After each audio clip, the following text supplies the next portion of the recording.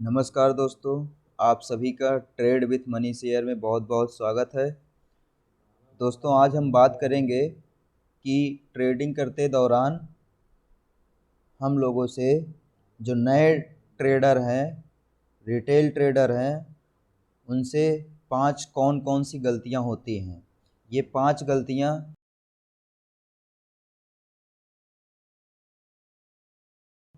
बहुत ज़्यादा ज़रूरी है कि आप इन गलतियों को सुधारें।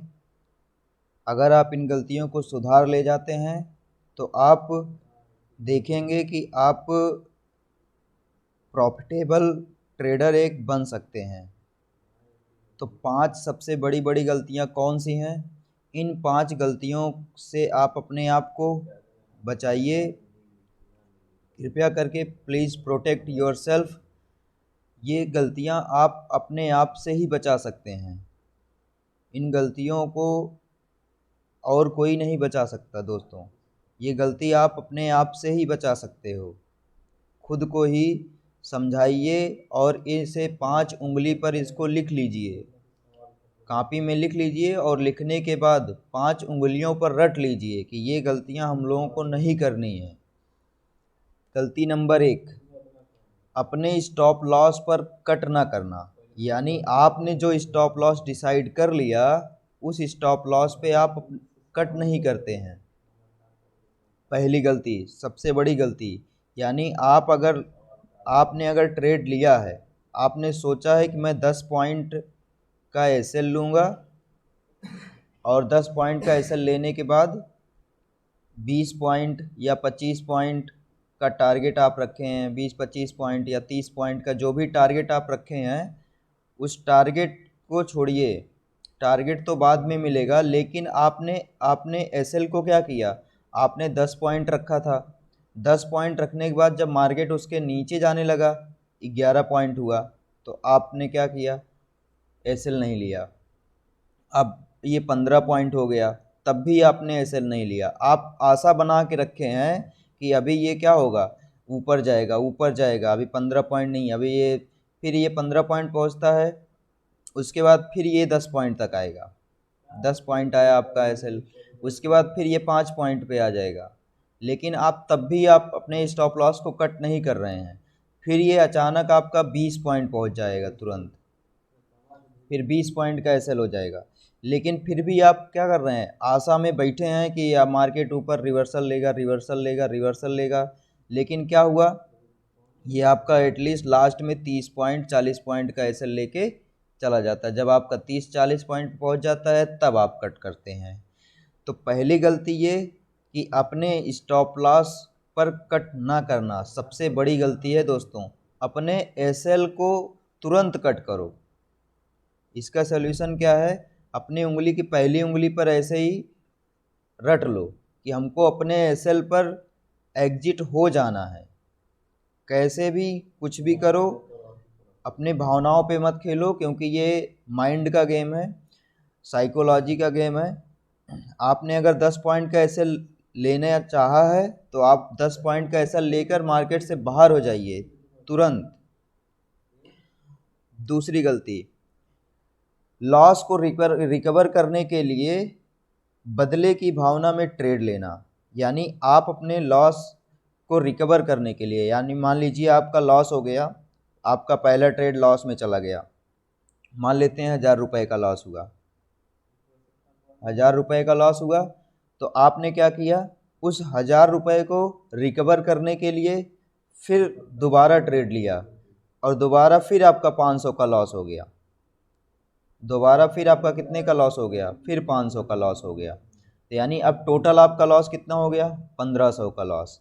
लेकिन आप फिर ट्रेड लेंगे, फिर आप सोचेंगे कि नहीं, हमको ये 1500 का लॉस नहीं लेना है, अब ये 500 जो हमारा 1000 रुपये पहले लॉस था वही, यानी ये दूसरा वाला जो लॉस है वही आ जाए।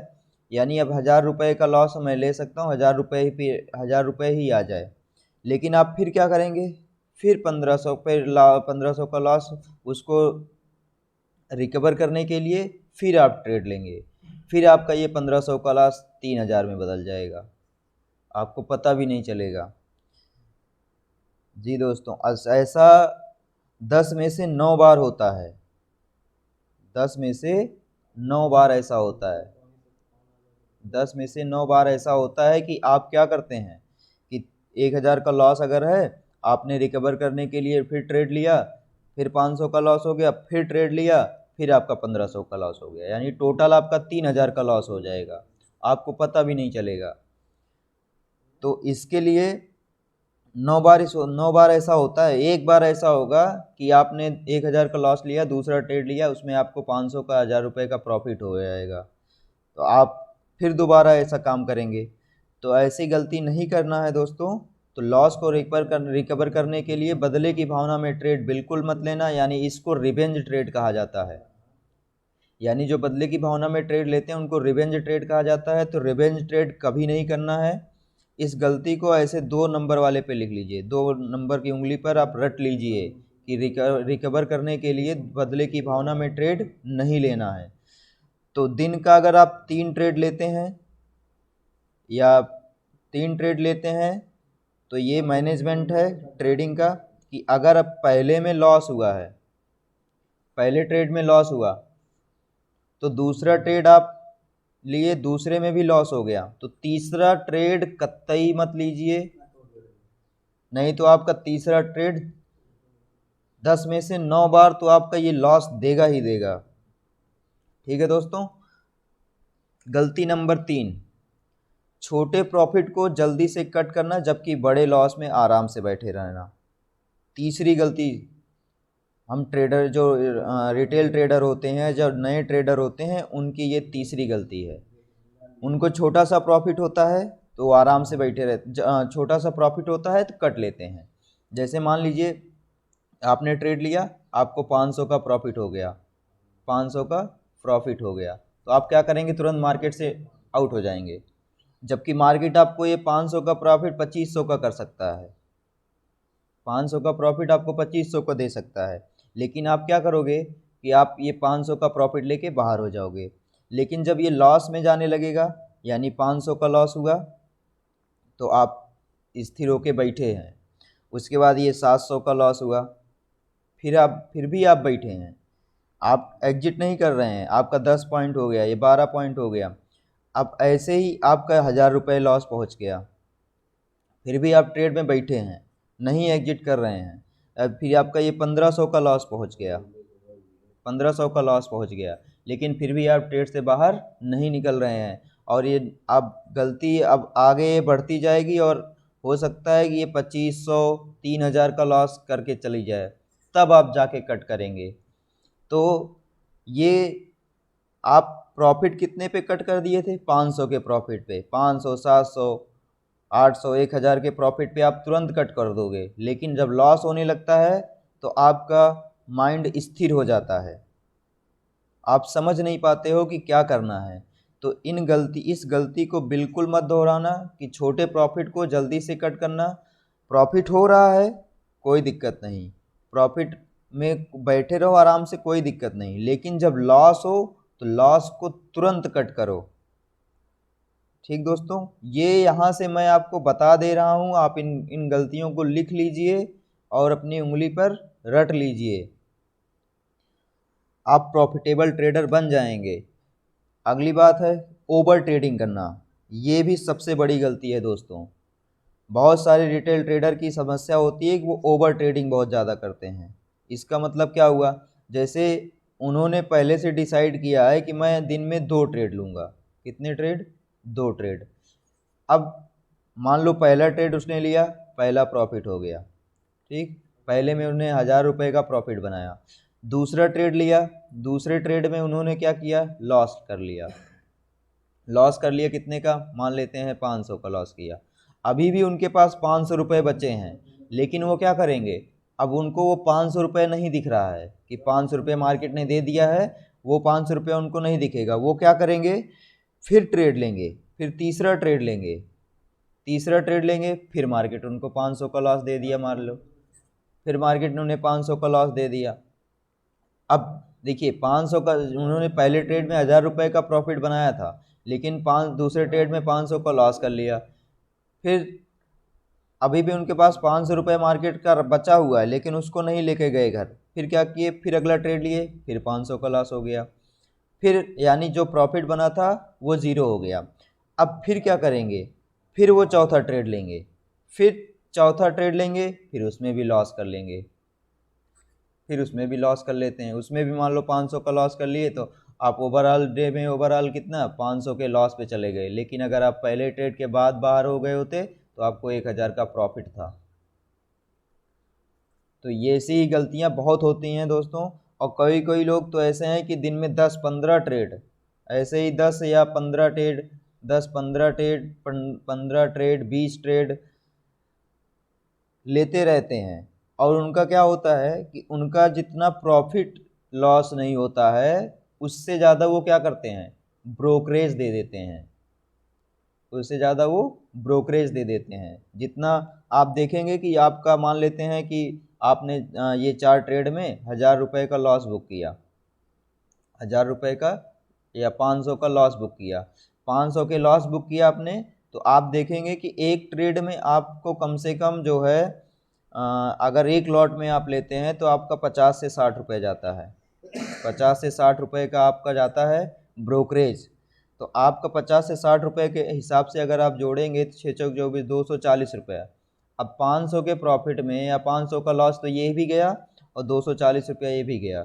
तो आप देखेंगे कि ये सिर्फ 4 ट्रेड की बात कर रहे हैं। 4 ट्रेड मतलब डिसिप्लिन ट्रेडर कोई है तब भी ये 4 ट्रेड ले लेता है। तो ये 4 ट्रेड में 240 रुपये, 250 रुपये का आपने क्या कर लिया, ब्रोकरेज दे दिया। 500 रुपया आपका लॉस हो गया, ओवरऑल आपका 750 का लॉस हो गया। ये एक लॉट की बात कर रहे हैं दोस्तों हम। अगर आप ज़्यादा लॉट करते हैं तो इससे ज़्यादा ब्रोकरेज जा सकता है, उसमें टैक्स वगैरह ज़्यादा लगते हैं। ब्रोकरेज भले ही 20 रुपये और 20-40 रुपये लगता है, लेकिन टैक्स जो लगते हैं वो अलग अलग टैक्स जो होते हैं वो आपके ट्रेड पर लगते हैं, आपने कितने अमाउंट का ट्रेड लिया है उस पर लगता है। ठीक है दोस्तों, तो ओवर ट्रेडिंग से बिल्कुल बचें। इसका एक ही रूल बना लीजिए कि अगर अगर आप एकदम बिगनर हैं, एकदम शुरू में शुरू से ट्रेडिंग कर रहे हैं, तो आप सिर्फ एक काम करिए कि आप एक दिन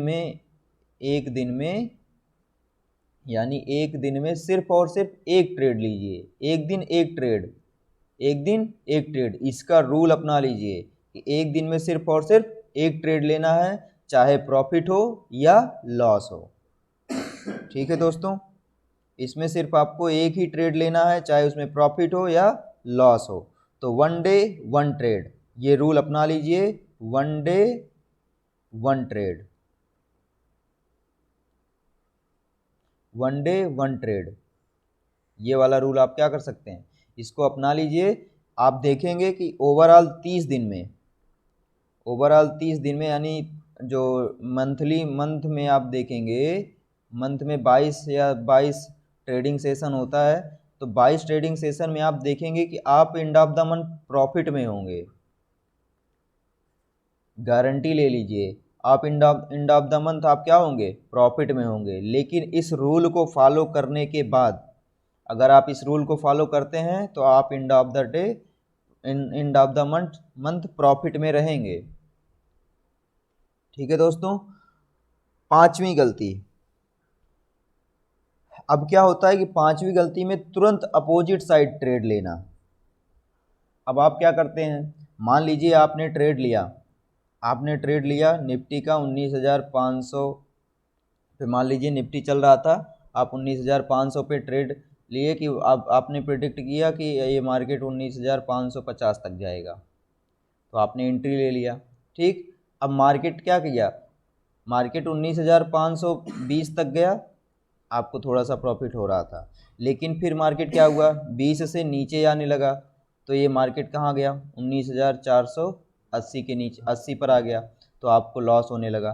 फिर आप क्या करेंगे, फिर आप निकलेंगे नहीं यहाँ से कि हमने यहाँ पे हमने एसएल लगाया था, यहाँ से निकल जाते हैं। आप निकलेंगे नहीं, आप क्या करेंगे, आप यहाँ से निकल कर, मान लीजिए आप निकल भी गए, तो आप निकल कर क्या करेंगे, आप निकल कर फिर 19,400 या 19,480 के नीचे जाने का यानी पीई बाई कर लेंगे।